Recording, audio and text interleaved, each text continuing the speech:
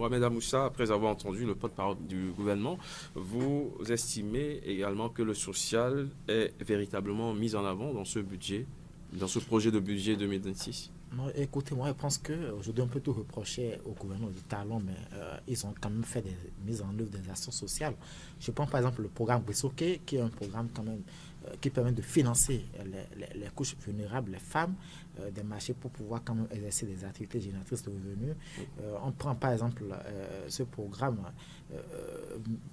qui prend en compte les personnes vulnérables telles que les handicapés qui ont aujourd'hui un quota lors des concours, bien sûr, dans l'administration publique. Donc aujourd'hui, le gouvernement a fait ce qu'il peut. Et c'est d'ailleurs ce pourquoi ils sont là. Il ne faudrait pas quand même les féliciter pour ça. Ils sont là pour le social.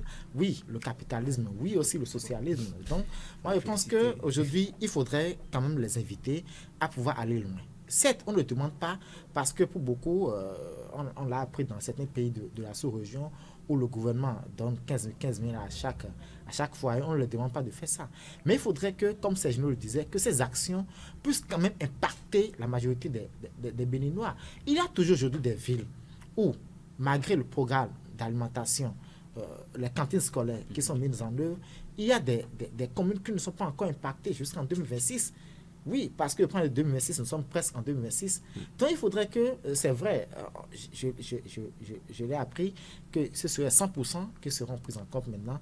C'est ce qu'on souhaite. Il faudrait que ces actions puissent quand même s'étendre à toutes les populations. C'est vrai, nous savons que nous sommes à la veille des élections et toutes les actions sont bonnes pour pouvoir quand même conquérir le cœur de la population. Donc, moi, je place plutôt ce budget hautement social qui est dit sous le faux. Je le dis plutôt que c'est pour quand même conquérir les populations parce que là, il faudrait quand même les frustrations qui sont venues de peu partout, il faudrait que ces frustrations puissent partir et les populations puissent quand même adhérer aux idéaux du candidat unique, bien sûr, de la mouvance présidentielle.